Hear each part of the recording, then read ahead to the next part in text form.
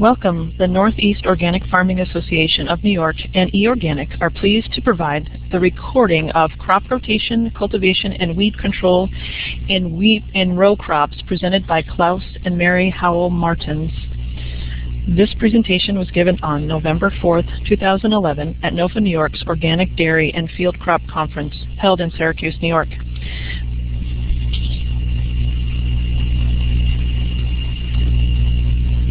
Visit our websites for more information about NOFA New York and eOrganic, a national online workspace serving the organic farming community.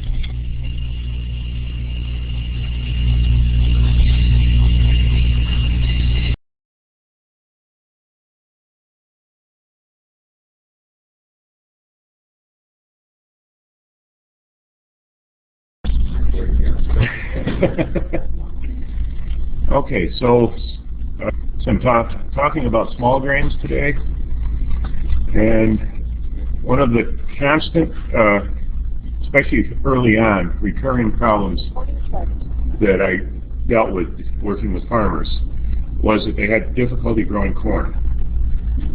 And it didn't take too many questions to find out when there were difficulties in growing corn, why. Most of the people said it was weeds. But that really was a side effect of the real problem. The problem was the corn was not being put into the rotation correctly. If you put corn in an environment where it's the most adapted species, and that's true for any crop you want to grow, then it has an advantage over all the other plants. And it's a lot easier to do the cultivations. It's a lot easier to do all of the weed control operations. But also, corn being a very heavy feeder and needing a tremendous amount of nitrogen, especially early on in the season, has to be in a spot in a rotation where the field is providing that. And there's really no way to do that after soybeans, at least not in New York soils. They tell me they can get 200 bushel corn, organic corn in Iowa on a corn-soybean rotation, but I can't imagine how they're doing it. But in New York soils, the missing piece is the heavy legume plowdown. And not enough people have enough acres of alfalfa that they want to plow down, and obviously it costs money to get an alfalfa stand started. You don't want to plant it one year and plow it down the next. So we need to find a way to build a rotation that will suppress weeds and prepare an environment where corn is better adapted than the weeds or the other species that could be growing there. The way that I found that works is to use small grains and have the small grains underseeded with medium red clover. The medium red clover is, to me, is the key for corn. So I'm talking about corn, but the talk is small grains. And the reason is, if we're going to we can't look at any one crop saying, I want to grow wheat, or I want to grow oats, or I want to grow barley. You have to look at a rotation that where each crop prepares the soil to be the best environment for the next crop in the rotation. And one of the early papers I found when we were struggling to learn how to farm organically was written by a German scientist who, in the 20s, 30s, 40s, the guy lived to be almost 100 years old, was the guru of weeds. And he said the key to controlling weeds in any crop is to plant that crop after its most suitable predecessor.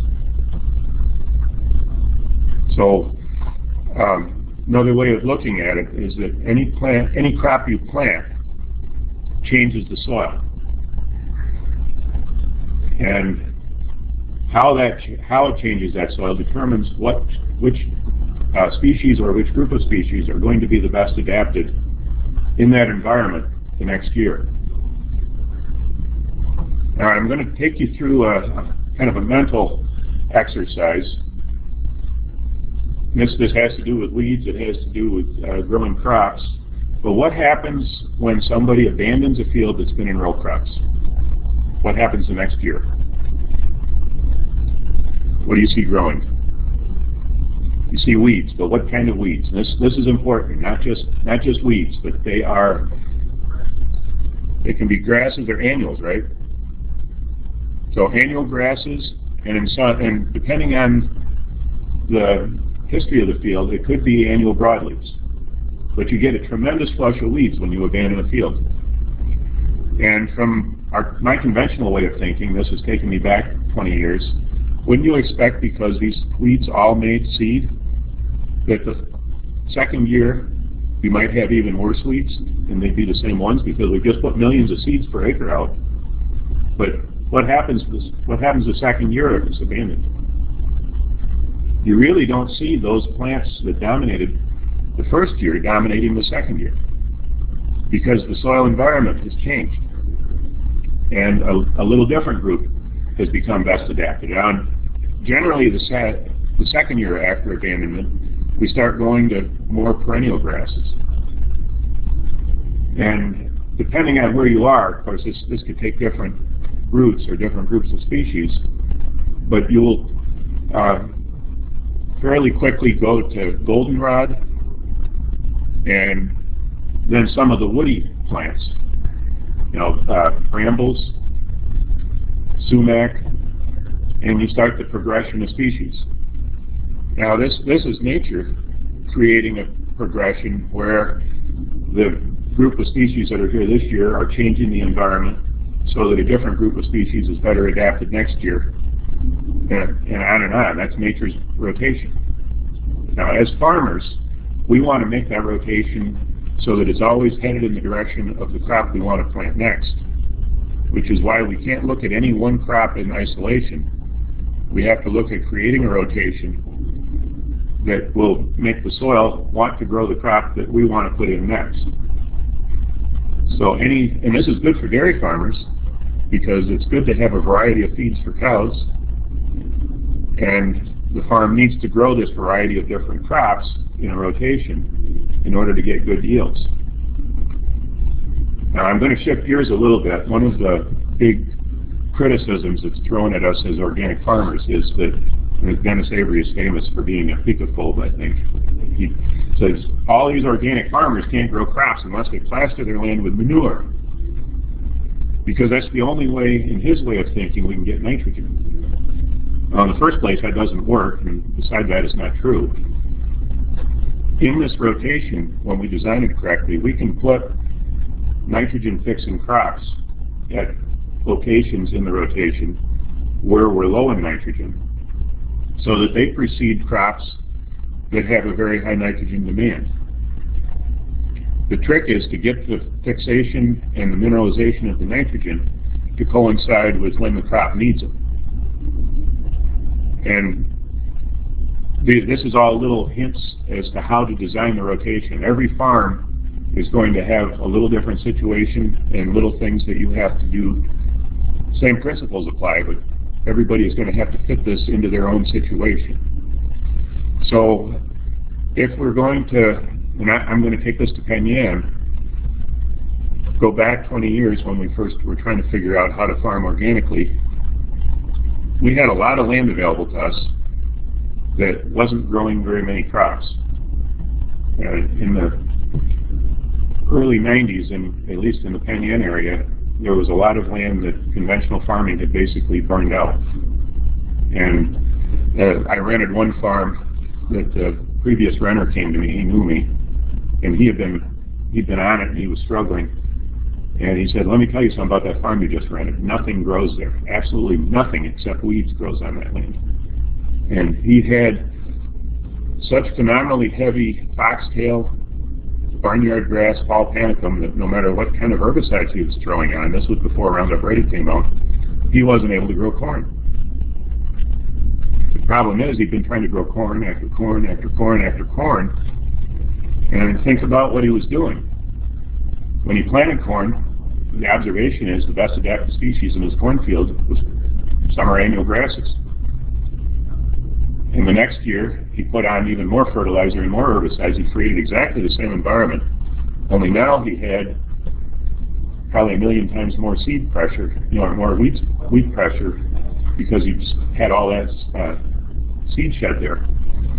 So year after year, he kept doing the same thing, and year after year, the environment got better for the crops, the plants that he wasn't trying to grow. So how do we turn it around? And we actually got a free ride in terms of growing crops and converting that farm. I think that one's a pretty good case study. Because that land had been growing spring crops, spring grain crops, row crops, year after year, it had almost no weed seed bank for winter grains. And part of it was so foul that I didn't even try to grow crops the year we rented it. We just worked at breaking down that heavy mat of trash that was on top and plowed it in the summer and planted spelt. And we found that it grew a phenomenal crop of winter grains with no weeds. And it hadn't had a winter grain crop on it in 20 plus years. So there really wasn't any weed pressure in that situation. So we got lucky. Now, just growing this winter grain crop alone would set us up for which crop would grow next. And that was a bit of a problem to me in thinking this through, because the winter grains would leave the soil with a lot of carbon, but not enough nitrogen. Fortunately, our ancestors in Europe, when the agricultural revolution started, had a solution for this. That's in February, when a winter grain is growing, or even in January, they would throw on medium red clover seed. So we seeded our winter grain to medium red clover, and it started real well. And this is the ultimate no-till. It costs next to nothing. In those days, I was a little younger and a little more aggressive physically, and I could throw on 100 acres of clover seed by hand pretty easily, no matter what the weather was. But that clover is well adapted to being in the shade. The winter grain controls the weeds. The nitrogen status of the soil is going down as the winter grain pulls nitrogen out. And as soon as the grain is harvested, all the sunlight is hitting the ground, and you've got a small carpet of clover.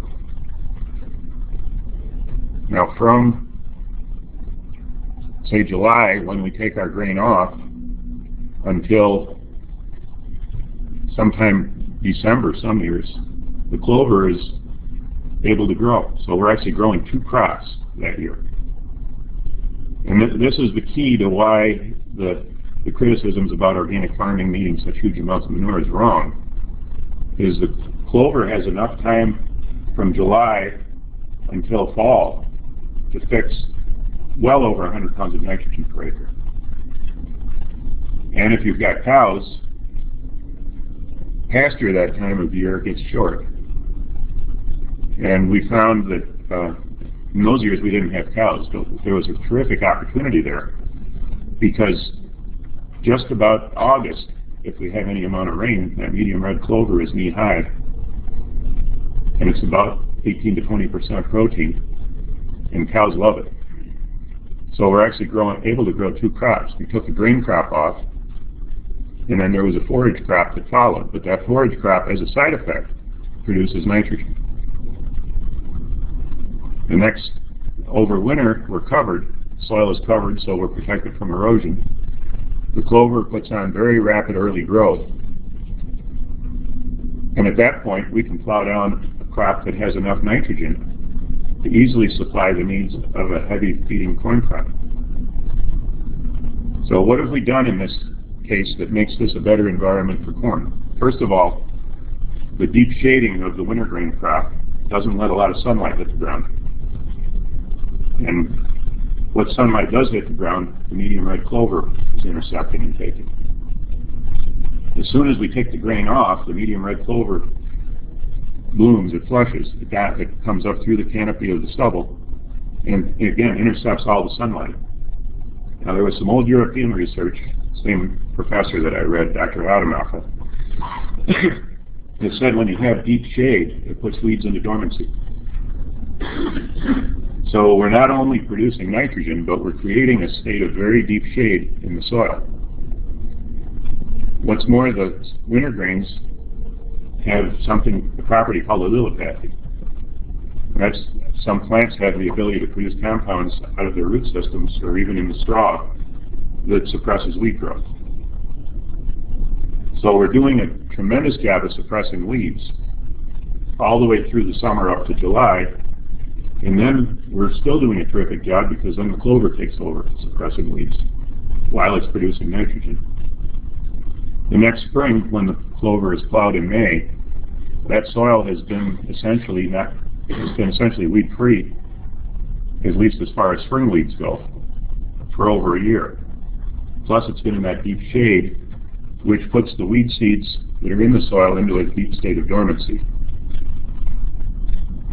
The next step of this is plowing, which I know organic farmers are criticized for plowing, but I haven't found a better way to control mineralization of the fertility in the soil yet, or to control weeds. What happens at this stage is the plow is inverting the soil so that the weed seeds that are near the surface, which are most likely to sprout, are being put below the zone where they can grow. We're bringing up weed seeds that are in a very deep state of dormancy from further down, and that gives you a window of a couple of weeks. Have you ever seen a field that was plowed and just laid there and nothing grew? That's because we brought up weeds that are dormant, that are near the top. They need to suddenly realize that they're on top and go through some physical and chemical changes before they'll grow, at least in high numbers. So that at that point we're creating a chance to grow, for the corn to take off, a larger seeded plant, before there's a tremendous flush of weeds.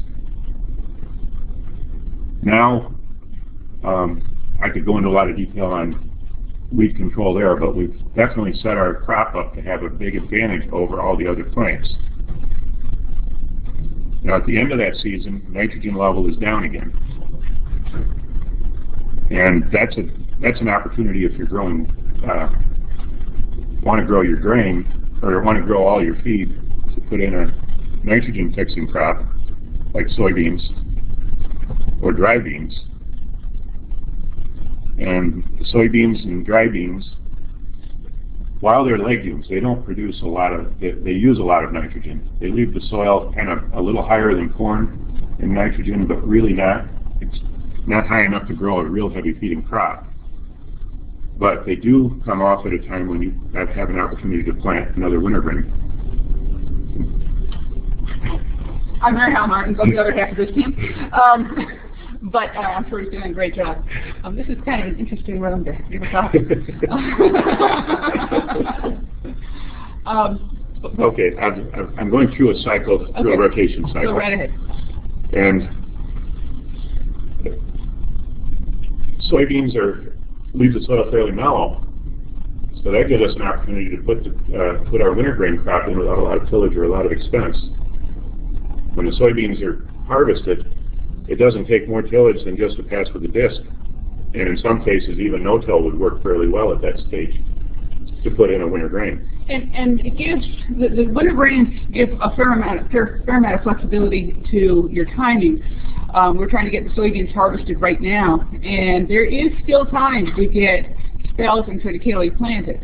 It's a little bit late on barley and wheat, but there is still time in most of New York to get a winter grain established before it really freezes in, and it will be there next year, either for grain or for forage. And I think especially if you all are dairy farmers, thinking about planting in the winter, or in the fall, for early to mid-spring grazing on a forage is just a really good way to extend your ability to produce your own feed. You wouldn't believe the number of conventional farmers that have called us in the past week wanting to strip all that clover off our fields. They're just drooling when they look out on our farm right now. Yeah, because so many of our local farmers, they're mostly fairly small acreage Mennonite farms, and so many of them are going into the winter without enough forage. And it doesn't matter if they're organic or conventional, there is not enough forage in the barns this year. The thought process, I'm going to shift, sorry for skipping around, but I'm going to shift gears on what we're doing when we farm. We're actually harvesting sunlight. And I've seen some efficiency figures that Even our best crops only harvest 2% of the sun energy that hits the ground. And there's quite a few reasons for that, but one is corn only grows during a 3 or 4 month window. Sunshine comes down for 12 months. So if we use a winter grain rotation and have the underseeding, we actually have something there, some form of live plant collecting solar energy virtually all year round. In the winter, obviously, it's dormant because it's frozen, but we've got green leaves there, so as soon as it warms up, we've got plants that are converting solar energy into plant material. In addition, when we first started farming organically, we were with a certifier out of the Midwest called OCIA, and they had a lot of issues, which I won't get into, but one of the things that did help us kind of evaluate our process was we had to classify our crops that we were growing, our crop rotation, as far as soil building, soil depleting, and soil neutral crops. And for me, being relatively new at the whole process, to be able to throw all of the small grains into the soil building category was pretty enlightening, because you think about how your rotation long term is improving your farm. If you're focusing on row crops, they're in the soil depleting category. If you're in the small grains, especially if you underseed with clover, they are definitely solidly in the soil building category. And I think we're talking about building organic matter and building soil life. Mm-hmm. That this soil building to me means doing things that improve the amount of organic matter that's going to be left over, improve the amount of food for the soil life that's there. Observation that one of Robert Hall, who's our main field operator, after that first year when we farmed organically, he looked at the clover and he said, how are we ever going to get that stuff through the plow? There's way too much there. And the next spring, the ground was almost bare. So where did it all go? And we dug around, and the ground was covered with earthworm castings. It was perforated with holes. We had such a phenomenal population of earthworms because they were eating the clover over winter. And I think, I've said this at a lot of conferences, but I upset the chemical farmers and the organic farmers when I say I don't believe the plow or tillage kills earthworms. It might kill some earthworms, but it doesn't hurt earthworm populations. I also don't think the chemicals are what's directly killing the earthworms. I think it's starvation. Because how are we going to maintain a high population of earthworms if we're not feeding them something that they can reproduce on and that they thrive on and grow on? So when we talk about soil building, we need to have organic matter, but not just any organic matter. We could be throwing wood chips or fence posts out there and we're putting organic matter in, but we have to have something that's good food for this type of animal. I was recently reading something on this kind of popular press in nutrition, and they were talking about the difference between probiotics and prebiotics, which I think is really pertinent here. A probiotic is like yogurt. It's full of nice microbes. But a prebiotic you're supposed to eat first, and that is food for the microbes. That is stuff like inulin and highly digestible fiber and stuff like that in your body. But it's not any different in the soil. We have to think about creating the environment with our prebiotics before the probiotic is going to work. That is, whatever microbial diversity you're hoping to have in your soil. So we're creating the environment. We're building the system, and they will come if we build it. But we have to intentionally build it. So back to this clover that's got some of our neighbors upset because we don't want to let them take it off the fields. Of course, if we had more cows, we could be, we've got just a few heifers and cows, and right now they're on top shelf food. They're getting, since late August, they've had the best of anything they wanted because they had unlimited amounts of real strong legume grazing. And there's no depletion. When they're out there, we're not losing any fertility, we're not losing nitrogen. We're just harvesting some cow in between.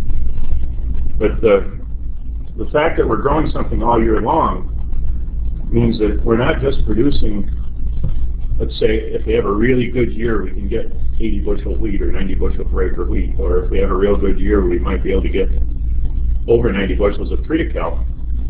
But we're also getting 2 to 3 tons of straw per acre, and the year's only half over. You can get another 2 or 3 tons of clover the same year. Now this is on top soils, but we can't just measure yields in pounds of one thing because we're growing many different things. And the cumulative amount that you get from having this group of crops that succeed each other is a whole lot more than what you get from one crop. And I still remember being in ag class at Cobleskill, being told that corn is by far the most productive plant. We should have as much of the farm in corn as we possibly can. Well, maybe the corn produces a little more than the triticale will, but when you add the triticale plus the straw that you're getting, plus the clover that you've gotten, the corn starts looking pretty poor.